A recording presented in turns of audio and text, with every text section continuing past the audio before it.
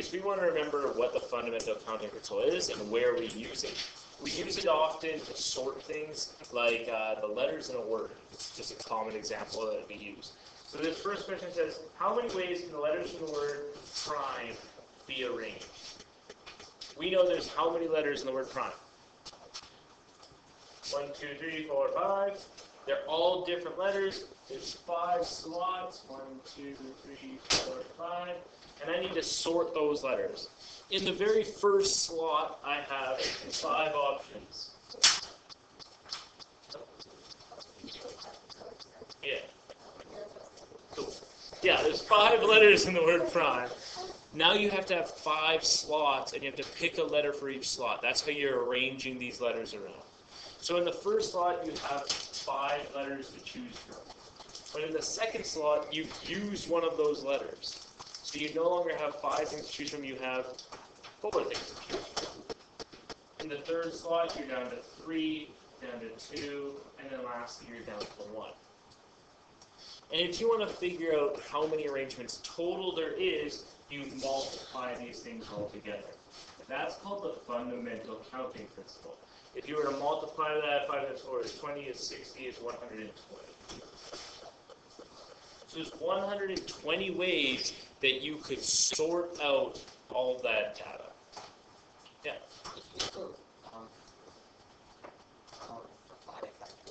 Yeah. Yeah, so if you looked at this question and you set it up, you should recognize that it's just 5 all the way down to 1, which is also called 5 factorial. That exclamation mark is called a factorial, meaning that it's the number times all the way down to 1.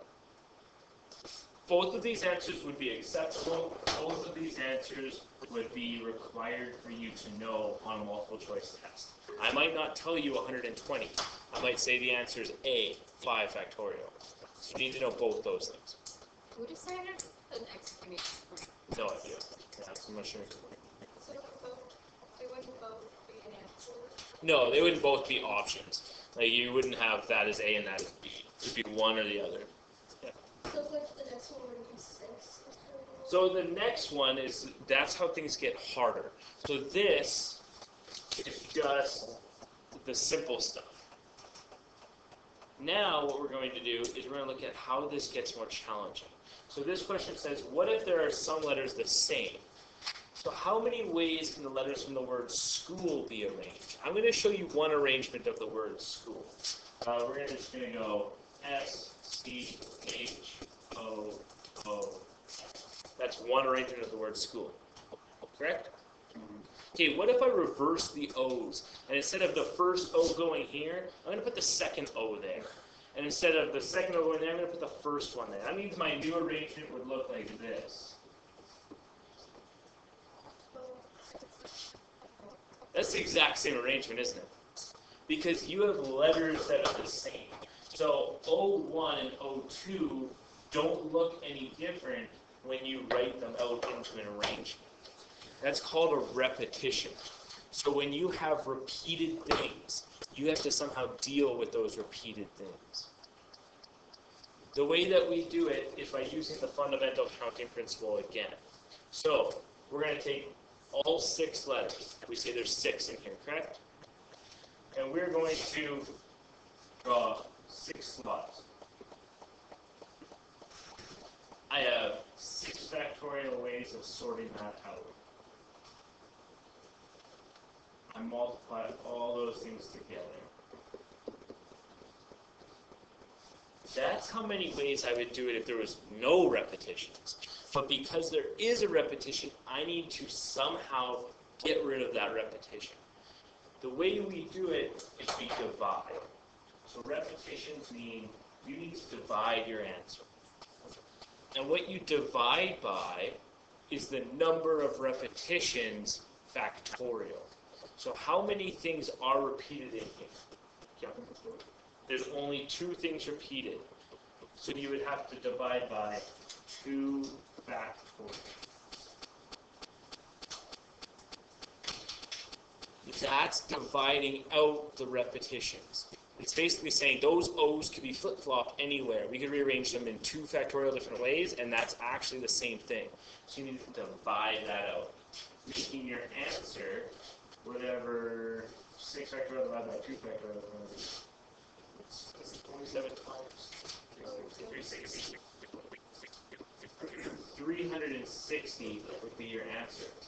6 factorial divided by 2 factorial would also be an answer. So if this was a multiple choice test, you would have to understand both of those circumstances. So one is actually calculating it to be there's 360 ways. Another one would be just calculating the factorial of those. Yeah. And you wouldn't have to put 360 factorial because they cancel. So remember, a factorial means a number multiplied all the way down to 1. If you said 360 factorial, that's like 360 times 259 times 200. Yeah, right? A long way. So when you put in your calculator, that actually equals 360. You're using up the factorial, essentially. Why is only like 2 letters In the word school, like S doesn't have any repetitions, C, H, and L all don't have repetitions, but the O's do. That's why it's 2 factorial, because there's 2 O's. Okay, when sorting items to count the number of possible arrangements, repeated items must always be taken into consideration. Always. So no matter what we're doing, if there's something that could be repeated, you have to consider that and then somehow get rid of it. You get rid of it by dividing. And when you divide it, you're dividing by the factorial of it.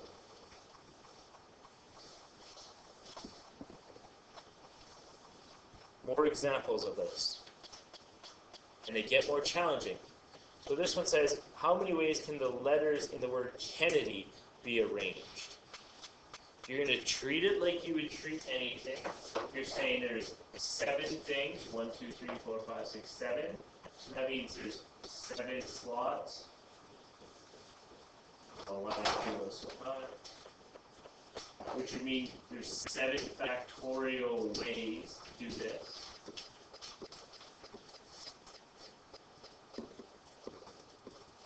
But now we need to deal with the repetitions. To get rid of repetitions, we divide. I have multiple things repeated here. I have E's repeated, and I have N's repeated. So when you're dividing repetitions and there's multiple things repeated, you need to divide by those multiple things separately. So I need to deal with the E's, so that would be a 2 factorial. And then I need to deal with the N's. That'd be another 2 factorial. So I divided out all the arrangements of my E's if they flip-flop, and then I divide out my repetitions of N's if they were to flip-flop. So you would just divide by 4. No, if you're dividing by 4 factorial, that means you have one thing repeated 4 times. This is saying I have 2 things that each repeat 2 times. That's a good thing to do. So if you find out the factorials of 2, do you multiply them by each other? Yeah, so this would be 2 factorial times 2 factorial, so you could do that on the bottom if you found out what that equals.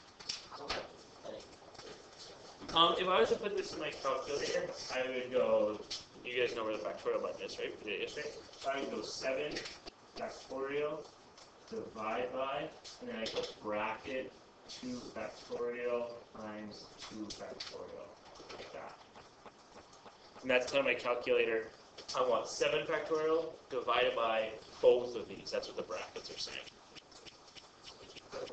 Factorial. Close. Like, in parentheses, like there's something in parentheses, so 2 factorial ends up all. Yeah, so if you went like this, the question he's asked is if you put in your calculator 7 factorial divided by 2 factorial, like this, dude. This to your calculator, it's just going to go in order. So it would go 7 factorial divide by 2 factorial and give you an answer. And then it would multiply that answer by 2 factorial. So you'd be multiplying to the top instead of the bottom. That's why these brackets here in the blue are so important. Because it's saying I want to divide by this entire thing.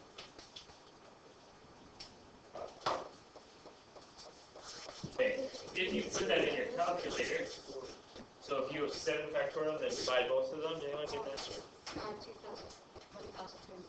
1,260. Oh, 126. 1,260. I think you said that nicely. 1,260.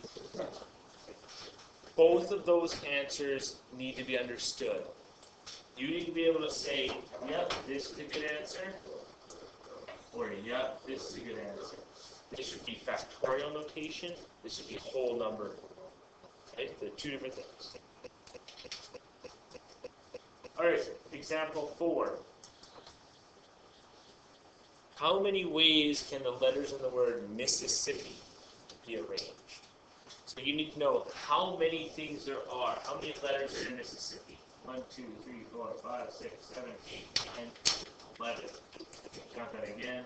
4, 8, 11. So I know I have 11 slots. That's going to end up being 11 factorial.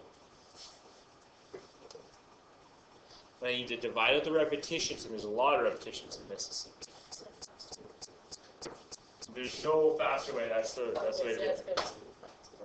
Yeah, exactly. So I'm going to divide by. Choose a letter that you want to see the repetitions on first. Yes. Okay, so the letter P is repeated twice. So that's 2 factorial for the P's. Let's put the P right below it so that you know that that's what that one's for.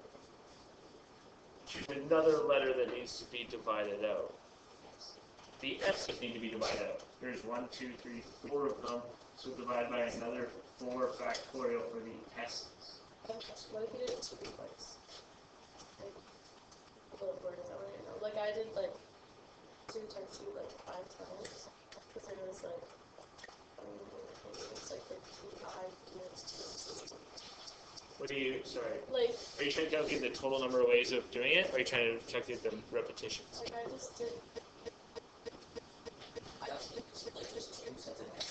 Oh. So I did 2 times 2 times 5. Yeah, because there's 4 S's. If I change this first S with that 4th S, it's still different, right? Because remember, it can go in any crazy order you want. Okay.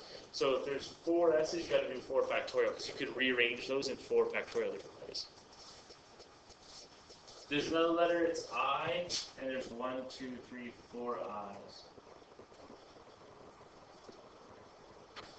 So I've even written below it so you know why I'm dividing each repetition. You should end up with 11 factorial divided by 2 factorial, 4 factorial, and another 4 factorial. If you put that in your calculator, remember to use brackets around all the things you want to divide by. 34,650. That's the total number of ways that you could rearrange the letters in Mississippi.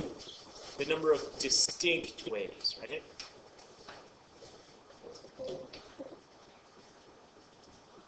Yeah, these examples work best with letters, in my opinion, because it's easy to be like, okay, I see that if you switch those S's, it's the exact same thing. But this could happen in any circumstance. So example 5 is talking about fruit and creating, arranging his fruit. So it says, Frank has 10 fruit that he wants to arrange. He has 3 bananas, 2 apples, 2 oranges, a pineapple, a watermelon, and a cantaloupe, the lowest of the fruits. How many ways can he arrange his fruit? You could draw it out. You could draw the 10 slots and then see how many things can go in each slot, but I know that's going to be 10 factorial. There's 10 total fruit. Yeah.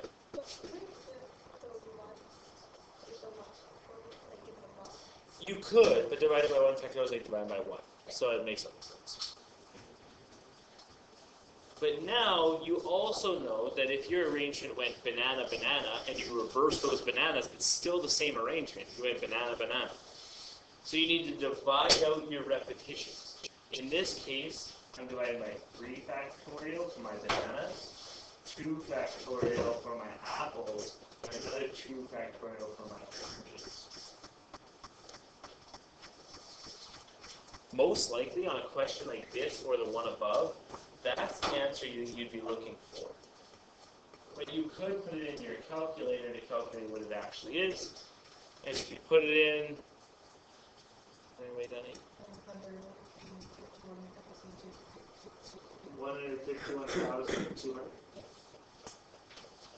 That's a lot of ways to sort.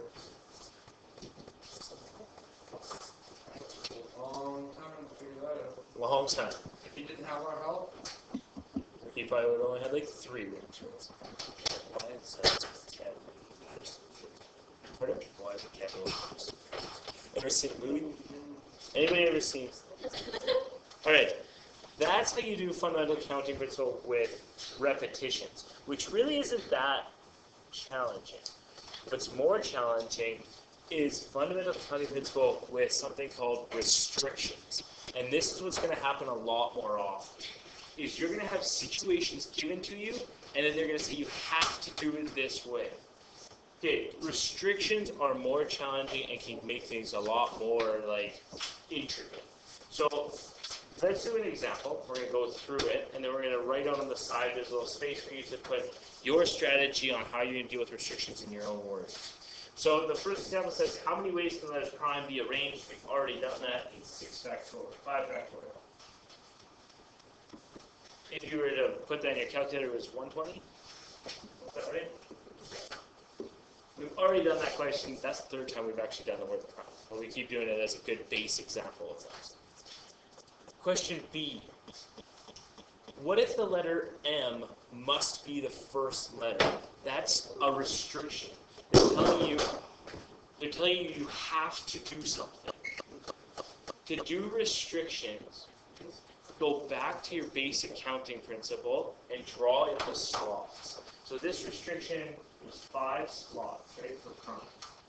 And it says the letter M must go first. So place your restriction and then do the rest of the question.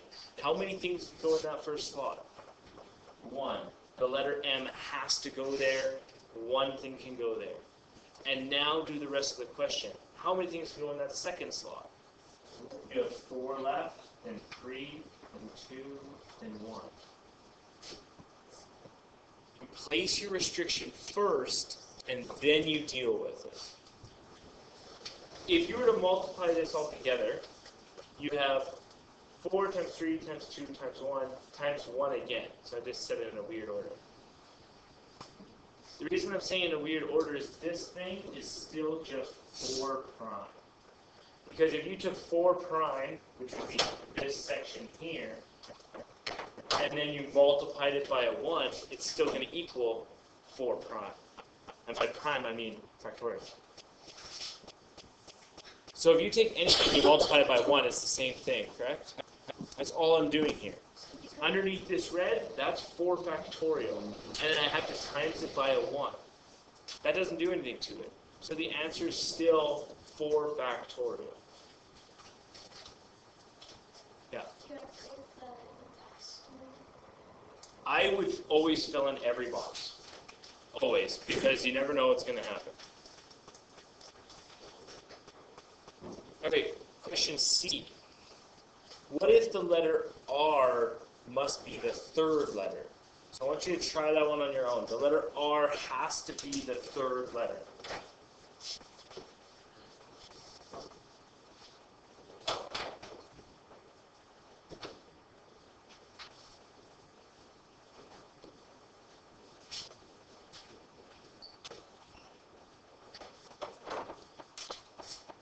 Yeah. This answers me. That's good. So the letter R had to be the 3rd letter. I drew out my 5 slots. I placed my restriction first. So I said R had to go in the middle. That means there's only 1 thing that can go in the middle. And then I sorted everything else out. This is still just 4 factorial. There's a 4 times a 3 times a 2 times a 1, and then times another 1. But anything times 1 is still itself. So that's still 4 factorial. Your strategy, you write in this box what you want, but strategy for special placements or restrictions. I call them special placements because it's telling me where to put something. I say, place the restriction first.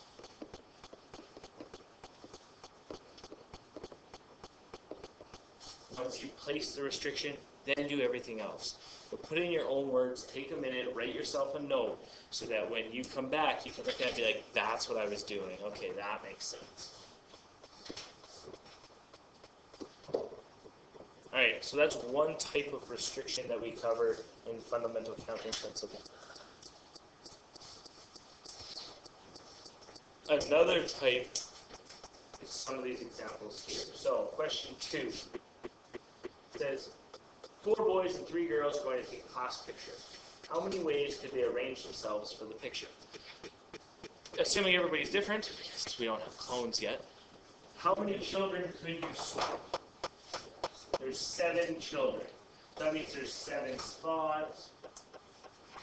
And you can sort them any way you want. There's no restriction on this question. So there's 7 factorial ways to sort these people. Question B. The photographer decides that the picture would be better if no 2 people of the same gender stood beside each other. Now that is a restriction that's definitely different than the ones we just saw. How many ways could he arrange the students now? I knew this question was hard. So if you sort the 7 spots,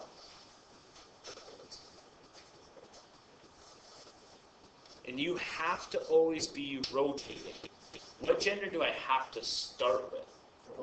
I have to start with boys, because there's more boys than girls. If I started with girls, eventually I'm going to run out of girls and have boy, boy at the end. So I've got to start with a boy. How many boys can I put in the first slot here? I can put 4 in the first slot. Because there's 4 boys to choose from to stand first. The second slot, how many people could go in the second slot? Why 3? It has to be a female, and there's 3 females to choose from. The next spot has to be a boy. There's only 3 boys left.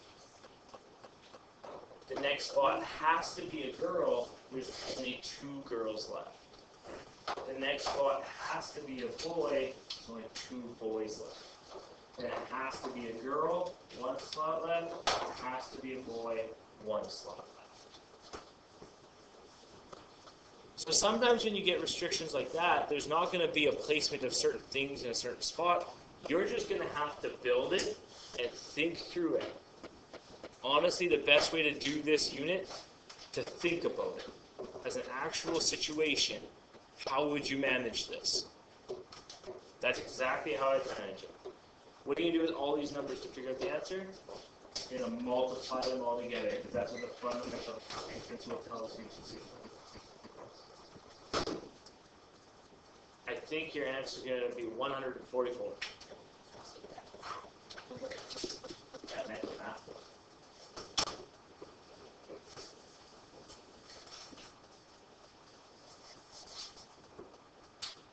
Question C. The photographer wants the tallest person to stand in the middle for the photo and the 2 shortest on the ends. How many ways can he arrange the students? Now, you don't know their heights, right? That's definitely true. We don't even know who they are. But let's draw it out. 1, 2, 3, 4, 5, 6, 7. Assuming this is real people, and you want the tallest in the middle, how many people are the tallest? 1 person. How many people can go in this middle slot? 1 person can stand there. So you're placing your restrictions. You're saying tallest had to be in the middle. I just placed my restriction. The next part's a little trickier. It says the 2 shortest on the ends. It doesn't say the shortest on the left and the second shortest on the right. So it just says the 2 shortest on the ends. So how many people could go on the first slot? Two. It could be the shortest or the second shortest. And on the other end would be the other person, which would be 1. So you place your restrictions first. My middle person is 1 because it had to be the tallest, and there's only one person who's the tallest.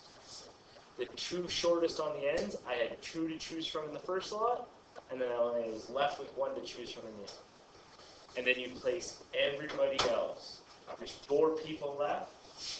They need to go in, and that's the order that they go in. 4 for the second slot, 3 for the third, 2 for the fifth, and 1 for the 6th slot.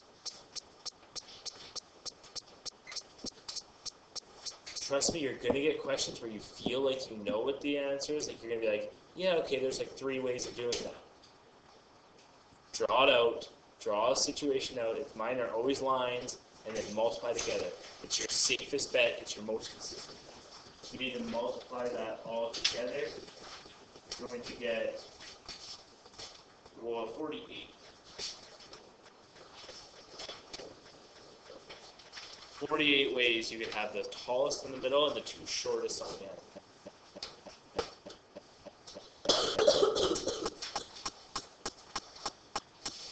Restrictions where you have groups. These are by far the most challenging ones. Okay? So groups can be very challenging. Jimmy's arranging the letters in the word brain. How many ways can he arrange the letters? Well, he could do that 5 factorial ways. Just like the word prime, there's no repetitions in there. You're just going to figure out how many ways he can do it. He can do it 5 factorial ways. Simple. Question B. How many ways can you arrange the letters if the vowels must be together in the order A, I? This is called a group. They're grouping things together. Hey. So would you put 2 ones at the front then? You're not going to put 2 ones at the front. Instead, what you're going to do is you're going to consider that group as one thing. So I'm going to show you what I mean. If he has the letters for the word brain that he's rearranging, that means he has the letter B that he could arrange, the letter R he could arrange, the letter N he could arrange, and then the letter AI is now 1 letter. So how many letters does he really have left to arrange?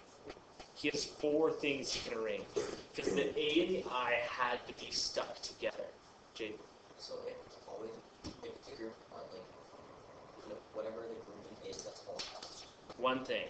So in this case, the B, the R, and the N are all still individuals. The AI is now considered 1 thing. It's stuck together. They do that in word groups. You know? Word groups. Really? Yeah, special counts. That's cool. That's the same idea. It's just like it's stuck together. So you move it in And one there's thing. 1 slot, but there's 2 groups. Yeah. So if you're to do this question, now you have 4 things that you want to rearrange. And how many of them could go in the first slot? 4 of them. 3 of them, 2 of them, 1 of them. So there'd be 4 factorial ways to rearrange the word brain where the A and the I are attached in the order AI. That would equal 24.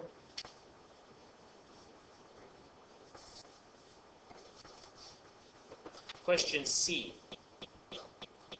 How many ways can he arrange the letters if the vowels must be together? That's the same question we just did. But there's something different. It doesn't have to be in the order AI anymore. So in question B, it said you had to be in the order AI. In question C, that's not there anymore. It could be AI or it could be IA. Those are 2 different things. So what we do now is the same thing we did before. You pair up the vowels together and you see the vowels are 1 group. So that means I have 4 things I could sort. 1, 2, 3, 4 things I could sort. That's equal to 4 factorial. That's the number of ways I could sort it where the vowels are together. Now I need to figure out how many ways could I reorder those vowels. So how many vowels are there to place? There's 2. So how many ways could I So I can rearrange those vowels. 2 times 1. So there's 2 factorial ways to rearrange the vowels. So the first part is 4 factorial. That's all the letters. So that's the B, the R, the N, and then the vowels. That's 4 things. Down here, that's rearranging just the vowels within themselves.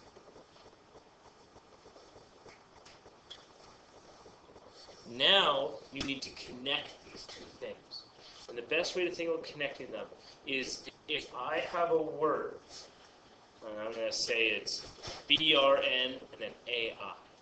And if I rearrange those vowels to be B-R-N and then I-A, is that a brand new word, and did it affect everything? Did it change the word into a new combination? It did. They affected each other. So if things affect each other, like the rearrangements of these vowels affect this word up here, then you multiply them together. And right now, everything we do is going to affect each other. In the future, there will be times when something happening doesn't affect something else. And that's why I'm just mentioning it now. So you would take all the arrangements of the letters and then times it by all the arrangements of the vowels. You get 4 factorial times 2 factorial. You get 48.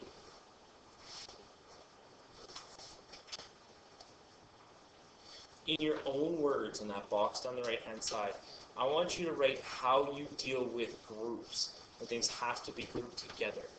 Okay? If I was to do this on work, and take your time, and there's no rush writing this out, I would say in words, I treat the things in the group as one thing.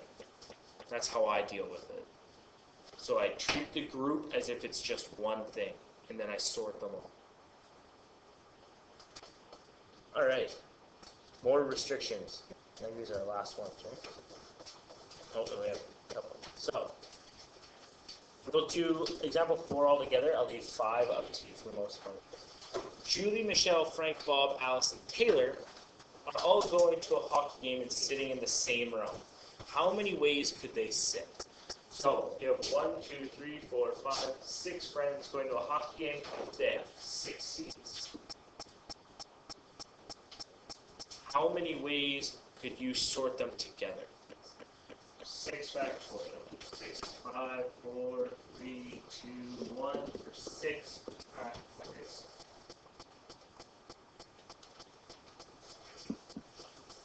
If you put that in your calculator, I forget, 720? Is that right? We've just done it enough today. Question B. Taylor and Bob are dating, and they request that they sit together at the hockey game. How many ways could the friends sit? So if they're sitting together, treat them as one thing. So they're a couple. They've got to be together. So how many things do you have left to sort? You only have 5 things left to sort. Because you know that those 2 are going to be together. That gives you 5, 4, 3, 2, 1. That gives you 5 factorial ways that they could all sit if Bob and Taylor are together. But does the order in which Bob and Taylor sit matter? So if it goes Bob, Taylor, and then everybody else, or Taylor, Bob, and then everybody else, is that a different sitting arrangement? It is. So this is how they could all sit. Now you have to figure out how many different ways can Bob and Taylor sit beside each other. There are 2 spots. They can sit together 2 factorial different ways. So your final answer would be sorting all of them, which is 5 factorial, and then rearranging Bob and Taylor. 5 factorial times 2 factorial will give you 240.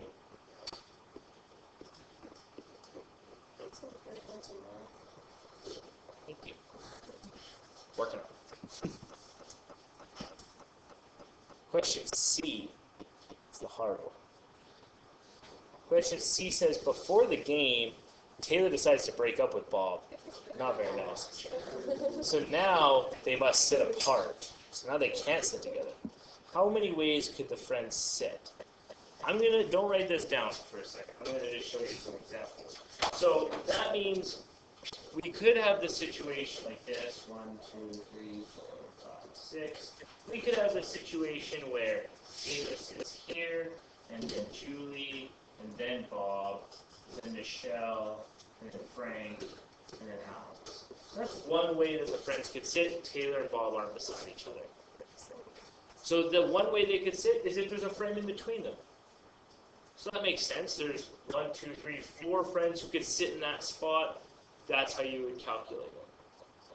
But you could have 2 friends in between them. So you could go Taylor, then Julie, then Michelle, then Bob, then Frank, then Alex. And now you have the situation where there's 2 friends in between them. And then you would have to do the situation where there's 3 friends in between them. And then you have to do a situation where there's 4 friends in between them. And then you have to do all those situations where Bob and Taylor switch spots. That's going to be a ridiculous amount of things that you're calculating. So instead, we're going to use something called the complement. If you don't want Bob and Taylor to sit together, you could take the total number of ways they could sit, 720, and you could subtract the complement of them not together. What's the opposite of them not together? Them together. How many ways could they sit together?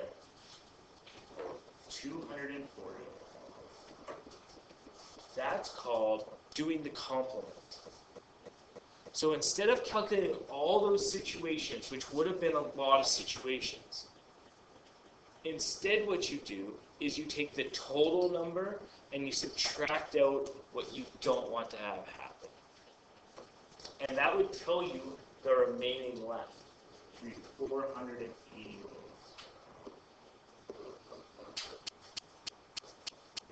You're going to see those situations whenever the words like at least happen.